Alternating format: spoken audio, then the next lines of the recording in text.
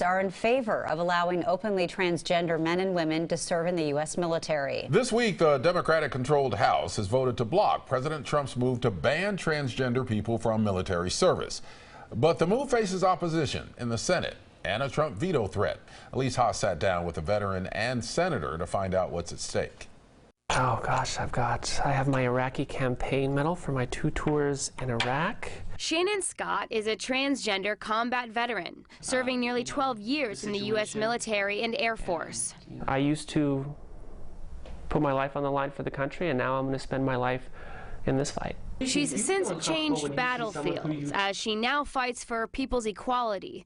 Shannon hid her gender identity for decades. She didn't want to leave the force, but when a coworker outed her to the commander, she was given 2 options: stay in the closet or be dishonorably discharged. A discharge would mean, losing my home, losing my livelihood, losing all the things I had worked for and sacrificed for the last decade of my life. But she says, more importantly, the dishonorable discharge was undeserved.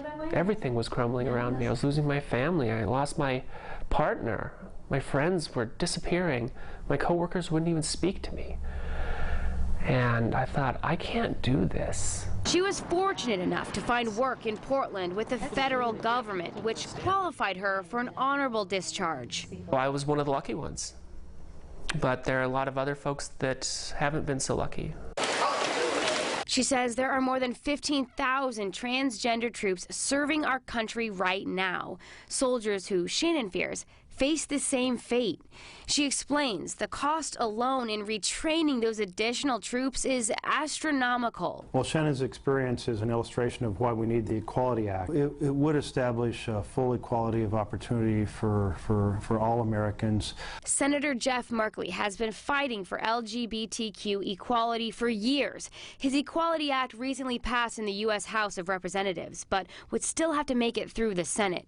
Shannon hopes to see it passed in her lifetime. What I'll say is, I loved it. I loved what I did. And when you love what you do, you're able to be your best at it.